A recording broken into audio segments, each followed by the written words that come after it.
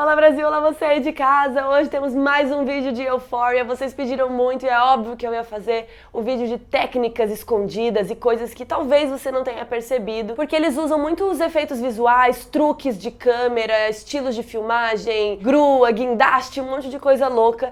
E eu vou trazer aqui algumas coisas que eu supus, né, de como eles podem ter feito e outras que eles mesmos postaram. Por exemplo, o Adam Newport Bera, que fez a direção de fotografia do episódio 7 e o episódio 8, ele postou algumas coisas no Instagram dele e tal. Então, com isso também dá pra gente ter muita ideia de como eles filmaram várias coisas. Em algumas cenas eles usaram até duas câmeras, que não é muito comum, né? Eu já falei aqui algumas vezes que eles gostam de usar uma câmera e filma um ângulo, daí põe a outra câmera e filma outro ângulo. Porque usar duas câmeras ao mesmo tempo dá muito mais trabalho. Mas aqui em algumas cenas eles utilizaram isso. E eles usaram bastante também aquela câmera que é controlada por robôs, né? Que é uma câmera computadorizada. Que você coloca ela num equipamento e aí você vai controlando ela por controle remoto e tal. Então por isso que as imagens ficam perfeitas. Eu vou começar com uma cena do episódio 7, porque a gente tem os bastidores dela, de como ela foi filmada. Porque quando eu contar os bastidores das outras, vocês vão entender melhor. No episódio 7 tem uma cena que a Rue tá falando do dia a dia dela, de como aquele loop é sufocante, dela ficar indo pra escola, pra casa, pra escola, pra casa.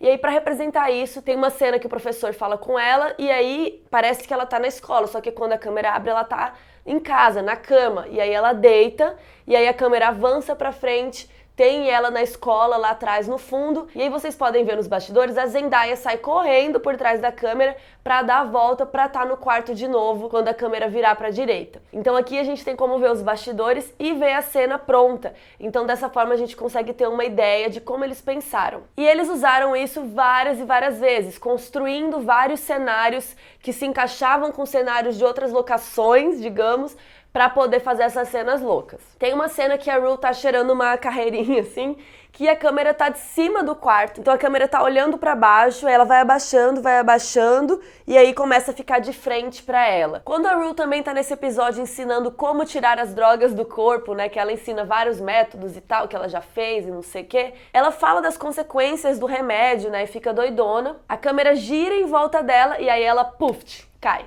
Um dos efeitos mais loucos dessa temporada e mais trabalhosos, talvez, é quando a Rue entra no banheiro, usa drogas e ela sai e a casa tá girando, né? O corredor tá girando e ela vai andando pela parede e ela vai dando a volta. Isso tudo é pra representar que ela está doidona, mas isso dá muito trabalho de fazer, porque eles tiveram que construir um corredor que gira, literalmente. Então eles vão girando o corredor, então o corredor ele é construído com tudo colado nele, a iluminação, os quadrinhos e até as pessoas que estão no fundo estão coladas no chão. Imagina ficar girando ele várias vezes até o take dar certo. E essa questão das luzes também serem grudadas também é interessante, porque geralmente a iluminação é toda feita com tripés, são iluminações que você consegue remover. E nesse caso eles tiveram que fazer toda a iluminação grudada no cenário e que não pode cair. Então como que eles fizeram? Eles giram o corredor e a Zendaya vai andando, então a Zendaya tá no chão normal e o resto da galera tá grudada. Então, por exemplo, quando você vê um cara de cabeça pra baixo, ele realmente está de cabeça para baixo. E essa técnica já foi usada no filme A Origem, né, no Inception. No episódio 2 tem uma cena que eu amei muito, que é quando a gente tem a transição do Nate criança pro Nate adolescente. Começa com ele malhando, né, e aí dá pra ver pela pintinha que é a mesma pessoa, porque o Nate tem uma pintinha assim na barriga. Mas vocês podem reparar que no começo das cenas que ele tá malhando, que mostra o corpo dele, não tem a cabeça. Então eles pegaram um ator criança que tivesse um corpo normal, com gordurinhas, com tudo, e depois eles trocam pro ator que fez o rosto do Nate, né, criança, que ele já era magrelão. Eles usam esse truque de edição pra gente pensar, nossa, ele realmente malhou por um tempão e deu uma secada e tudo mais. E aí vem realmente a cena que eu acho genial. A gente vê a criança pelo espelho do banheiro, aí ele abaixa na pia, a câmera atravessa e aí a gente vê o adolescente do outro lado e depois ele faz um push-up, né, e dá aquela gritada. Como eles fizeram isso? Eu acredito que eles construíram dois banheiros espelhados. Eles construíram um banheiro virado para um lado e o outro banheiro espelhado virado para o outro lado. Então eu acho que primeiro começa a cena com um menino dublê de costas, a câmera aproxima, atravessa o espelho para ele de frente, fazendo aquele muque, acompanha ele e quando ele abaixa para cuspir, a câmera atravessa o espelho, que na verdade não é um espelho, é um buraco. E aí já surge ele adolescente e a câmera sobe e filma ele de cima fazendo o push-up. Imagina que trampo deu fazer isso. Nesse episódio também tem uma cena do boliche que também parece meio boba, mas é quando o Nate e a Maddie se beijam e eles estão no boliche e tal. E a câmera não gira só no próprio eixo, como ela gira em volta deles. Antes de explicar a próxima cena, eu queria explicar mais ou menos a diferença de uma pan para um traveling. Traveling é quando a câmera tá montada, por exemplo, num carrinho, e aí a câmera inteira vai mudando de lugar, arrastada por um carrinho. Isso pode ser em qualquer formato, então pode ser que isso seja um círculo. Mas aí a câmera começa aqui, aí ela vai pra lá, e aí ela vai chegar aqui de novo. Mas ela realmente saiu do seu lugar. Quando você faz uma pan, a câmera fica parada num lugar só. E o que gira é o pescocinho dela. Então a câmera começa olhando pra cá, vai girando e olha pra lá, mas ela inteira sempre vai ficar nessa posição. E no que a gente tem nessa próxima cena é uma pan. Então a câmera tá parada, a gente começa no quarto da Rue, ela tá dormindo e vai girando a câmera pra direita, e aí a gente tá na casa da Jules. E a Jules tá mandando mensagem lá pro Nate, que ela ainda não sabe que é o Nate. E aí a câmera continua girando pra direita, pega ela pelo espelho, gira mais um pouco, tem uma porta, e aí gira mais um pouco, tá o Nate na casa dele, respondendo a mensagem, sentadinho ali naquele negócio de malhar dele, e aí a câmera gira mais um pouco e a gente está no quarto do Nate. E isso foi feito sem nenhum corte. Como que eles fazem isso? Eles construíram um cenário que era a cama e o quarto da Rue. Para a direita eles tinham feito o quarto da Jules, de verdade, e pro outro lado o quarto do Nate. Só que aí quando você dá a volta completa, vai cair de novo na cama da Rue. O que eles fizeram então?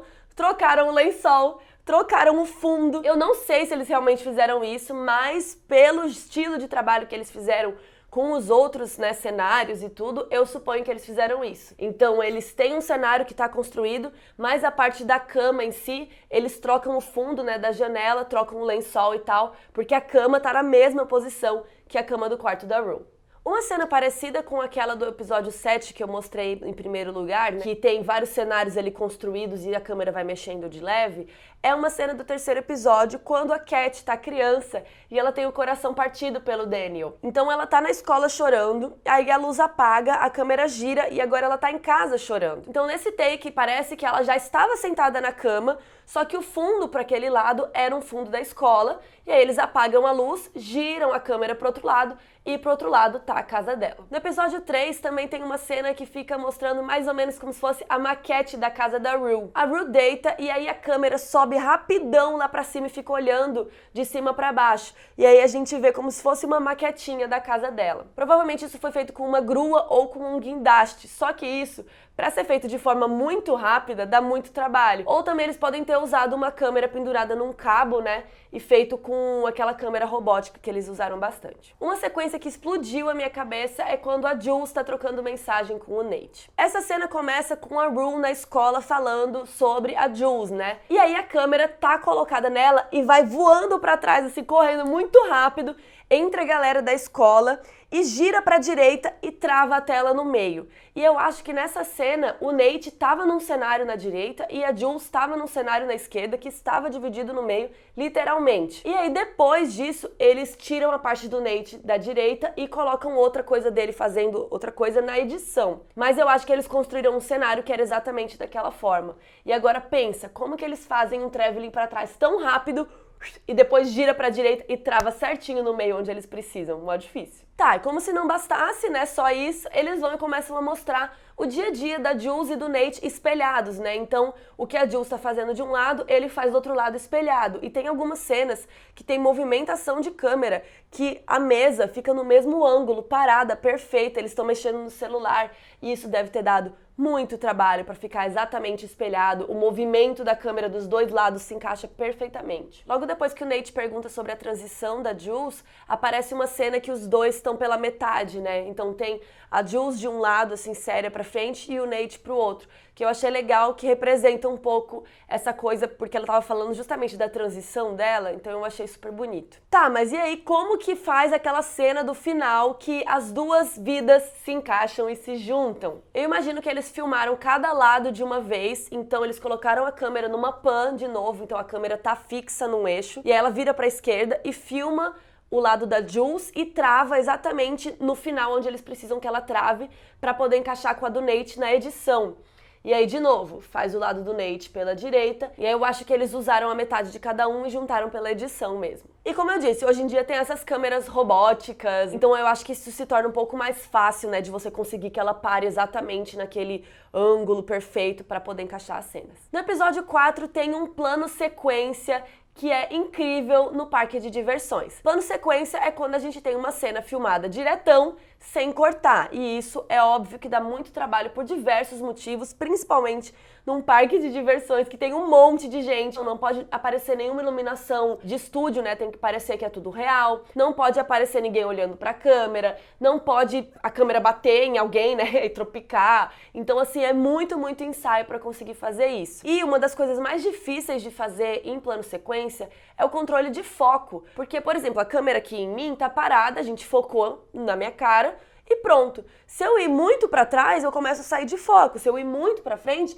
já sai do foco. Então, no plano sequência, a câmera tá em movimento o tempo inteiro. Como acertar o foco certinho na pessoa que eu preciso se a câmera tá se mexendo o tempo todo? Antigamente, eu acho que ainda existe a profissão do foquista, que é o cara que fica ali acertando o foco. Então, eles podem ter feito um ensaio devagar, e aí cada plano eles olhavam e falavam, não, o cara tá a essa distância, para essa distância eu preciso do foco tal. E lá ia anotando. E antigamente, o cara ia lá na mão, andando junto com a câmera, fazendo foco manual, por isso que tava muito trabalho. Hoje em dia, como eu disse, câmeras robóticas, então eu acho que eles conseguem programar o foco ficar em tal lugar naquele segundo específico. Mas vamos analisar esse plano sequência para vocês verem como é incrível. O Faz coloca as drogas num pote, então a câmera tá perto do pote e começa a se afastar. Então a câmera passa devagar por dentro do trailer e ele sai e cumprimenta o Ash pela janela. E aí ele dá a volta, a câmera atravessa um caixa junto com ele e o Faz fica distante em foco e vamos andando com ele lateralmente para a direita. Só que nisso parece que tem um corte que não dá para saber se realmente tem um corte ou não, mas provavelmente é um emendo no corte, né, para fingir que o plano era maior, mas eles precisaram cortar aí. Mesmo assim, a partir de agora o plano vai ser enorme, então curte só. A Rue tá jogando com as meninas, então a câmera vai meio que para a direita e depois trava e dá um pan para a esquerda com elas. A câmera vai andando com elas até que elas somem.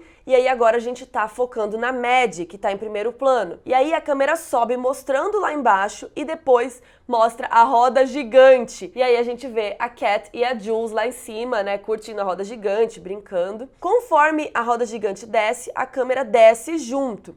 E aí a gente encontra o Nate, que vai andando pra esquerda, a gente vai acompanhando ele. E aí ele encontra a Mad. Ele briga com ela, então a câmera fica ali mais parada durante a briga. E aí quando ele sai andando pra esquerda, a câmera sai andando junto com ele. E a gente vai acompanhando. Só que agora, aos poucos, a gente vai se aproximando dele, até que a câmera gira pra barraca do pai dele. E o pai dele tá em primeiro plano comendo lá o negócio. Enfim, apenas cabuloso eles esconderem todas as luzes, os microfones, essa câmera conseguir fazer essa movimentação inteira. E quando você acha que a câmera tá só ali no chão, a câmera começa a voar e mostrar a roda gigante, assim, ó, incrível. Ainda nesse episódio tem um plano que também parece meio bobo, mas é um jeito que eles construíram o cenário que é muito legal, que é quando o Cal chega em casa. O pai do Nate chega e a câmera tá meio por cima, assim, da porta de casa, passa pelo corredor de cima, olhando pra baixo, aí a câmera desce junto com ele e depois sobe junto com ele pela escada quando ele entra no escritório. O Adam Newport Beta, ele postou uma foto de como esse cenário foi construído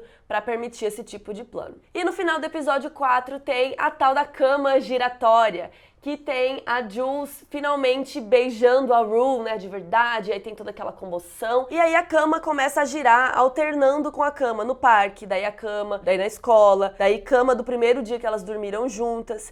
Então, com certeza eles fizeram uma cama que ficou na vertical e a câmera ia dando a volta em volta da cama, dando a volta em volta da cama. Como que eles fizeram isso? Eles colocaram as meninas em pé, colocaram o cabelo, tudo preparadinho, o lençol, dá pra ver bem o lençol que ele tá grudado assim, dá pra ver que ele tá em pé e por isso ele tá meio costurado assim pra ele não cair, pra dar aquela impressão que a gente tá deitado, mas com certeza o jeito mais fácil de filmar isso é com uma cama em pé e fazendo uma movimentação em volta dela. No episódio 5 tem uma cena que eu acho que eles usaram um pouco da edição pra juntar as duas, que a Jules tá no banheiro da escola, então a câmera tá de frente pra ela e a câmera sobe e fica olhando de cima pra baixo. E aí a câmera atravessa rapidão e entra no quarto. Só que aí quando a gente entra no quarto nessa movimentação, a Jules já tá lá com a Rue e aí a câmera vem e desce.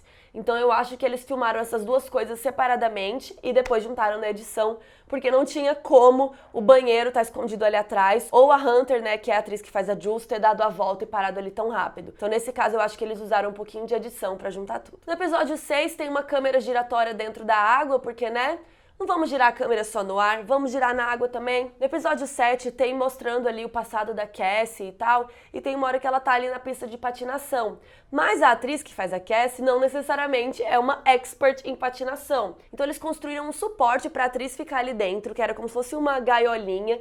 Em volta dela eles colocaram um traveling e tinha tipo um cabo puxando pra ela ficar girando como se ela estivesse patinando no gelo real e a gente poder ver o rosto dela, porque tem várias cenas que dá pra ver que é uma dublê, né, que tá de longe, com uma iluminação linda inclusive, mas nessa em específico eles queriam mostrar o rosto dela e pra isso eles construíram esse aparato muito louco. No episódio 7 também, quando a Rue vira detetive, né, vocês podem ver que a tela fica um pouco menos widescreen, né, fica um pedacinho preto assim nas laterais. Então a Rue e a Alex estão no presídio e aí elas vão abrindo as portas e atravessando e a câmera vai atravessando com elas lateralmente para a direita até elas chegarem na escola. Então provavelmente o que eles fizeram? Construíram um cenário que começava no presídio e caía na escola. Nesse episódio também tem um traveling bem bonito, que também não é nada demais, mas de novo mostra os recursos que eles querem usar. O tempo todo tem traveling, o tempo todo tem câmera em movimento. E aqui a gente tem a Rue sozinha, né, num pôr do sol, numa cena super bonita. E essa coisa da solidão dela, né, a câmera vai andando assim, se aproximando pra ela. E de repente, quando você acha que aquilo era um traveling, a câmera sobe e começa a olhar ela por cima. No episódio 7 tem uma cena incrível. Quando a Jules vai pra aquela outra cidade, ela tá com um amigo dela e eles vão subindo aquela escada. Eles penduraram uma câmera por cabos pra poder conseguir fazer aquilo. Então a câmera desce girando e depois ela vai subindo acompanhando eles e girando pra mostrar onde que eles estão andando. E aí quando a Jules vai pra aquela balada, se vocês verem no teto, tem umas imagens muito loucas que estão mexendo assim. Como eles fizeram isso? Eles construíram um aquário. Olha os caras. Olha a ideia. Eles construíram um aquário, colocaram luzes muito loucas por cima do aquário e aí eles colocaram a câmera por baixo do aquário para filmar o efeito que tudo isso causava. Por isso que ali no teto vocês conseguem ver essa coisa meio mexendo e com umas luzes assim. Foi ideia desses loucos. E agora no episódio 8, o episódio final, tem um plano sequência da Mad dentro do baile, né? Que ela tá olhando pro Nate dançando com aquela menina e aí ela fica puta e quer procurar alguém pra dançar com ela. Então ela levanta, a câmera vai acompanhando ela passa por um monte de gente, ela passa por uma viga, ela passa pelo Nate, pelo date dele, pega ela dançando com o cara e depois a câmera gira e mostra o Nate lá no fundo dançando com a menina, olhando pra cá em foco. E aí nesse episódio a gente também tem as cenas do aborto da Cassie, que sempre são com aquele plano bem fechado, praticamente só o olho dela tá em foco, o nariz já não tá, aquela sensação dela tá presa, e ao mesmo tempo tá tocando aquela música My Body is a Cage, né, que significa meu corpo é uma jaula. E ao mesmo tempo tem as cenas do Fez invadindo aquela outra casa, então como o aborto é uma coisa invasiva, né, fica aí essa representação de tudo que a Cassie tá sentindo. E ao mesmo tempo que tá rolando tudo isso, intercala com algumas cenas da Cassie patinando, que é onde ela se sente livre e tranquila e feliz, né? Então tem todo esse contraste. Nesse episódio 8 também tem uma cena de beijo da Jules e da Rue, que tem várias luzes que vão piscando ao redor delas. Elas ficaram paradas ali no meio e as luzes ao redor, num círculo ao redor delas, iam piscando, né? Acendendo e apagando, enquanto a câmera também ia dando a volta ao redor delas. Mas pro final, quando a Jules decide ir embora e a Rue fica pra trás, eles amarraram uma câmera num trem. De verdade, então quando você vê a Rue olhando pro trem indo embora, né, e a câmera vai se afastando, realmente é o trem literalmente indo embora, porque a câmera tava ali grudada nele. E aí tem a cena final, né, que trouxe bastante interpretações aí, se a Rue morreu, se não morreu, se ela teve overdose, se não, nem aconteceu nada daquilo. Depois que a Jules vai embora, a Rue vai pra casa e ela cheira uma carreirinha. Enquanto isso, também estão rolando alguns flashbacks dela com a família dela, que são o motivo, né, dela não ter fugido. Ela sente que ela tem que ficar ali com a família dela. Então, depois que ela cai na cama, começa uma viagem bem louca, né? Parece que o corpo dela tá sendo puxado, né, pra sair da cama. E ela vai se jogando, parece que ela tá meio arrastada, assim. Zendaya, sensacional. A Zendaya precisa ser indicada ao Emmy do ano que vem, esse ano não dá mais tempo. E aí começa a rolar um clipe. E aí rola um plano mais longo dela cumprimentando toda a família e a câmera vai acompanhando ela. E aí ela beija o pai e aí corta. rola uma câmera de cima com ela e uma galera embaixo cantando. E aí eles usaram uma grua para fazer o acompanhamento dela com a banda, com a galera toda cantando ali, o coral e tudo. Tem um corte, mas depois ela desce e a câmera começa a acompanhá-la vindo para trás. Então a câmera tá andando de ré, digamos, e ela vindo para frente. E tem umas luzes lindas ali no fundo, tem meio que uma neblininha, né, uma neblina rolando. E eles falaram que eles usaram mais de 100 luzes em 4 quadras ali daquela região do bairro. E a maioria dessas luzes era por controle sem fio, para eles poderem controlar a distância, como que eles iam querer iluminar. E sobre a interpretação da cena, eu acho que fica a critério de cada um, né? Eu interpretei que era uma viagem dela, que ela não teve overdose nem nada, que ela tava só viajando ali nas drogas. Mas teve gente que interpretou como overdose, teve gente que interpretou como ela morreu, porque tem um discurso da mãe dela antes. Mas eu acho que esse discurso da mãe dela claramente não era um funeral ou missa de sétimo dia, não era sobre isso. Ela fala no discurso que é sobre a recuperação da filha dela. Então, se ela morreu, eu acho que não tem nada a ver com esse discurso. E é isso, vai rolar a segunda temporada de Euphoria, então vamos aguardar pra ver o que vai rolar. Se a Rue morreu, se não morreu, o que aconteceu. Espero que vocês tenham gostado. Coloque aí qual foi a sua cena que você ficou mais chocado de saber os bastidores, ou que quando você assistiu você percebeu que tinha alguma coisa muito louca ali por trás. Compartilhe o vídeo com seus amigos que me ajuda muito. Um beijo. Tchau.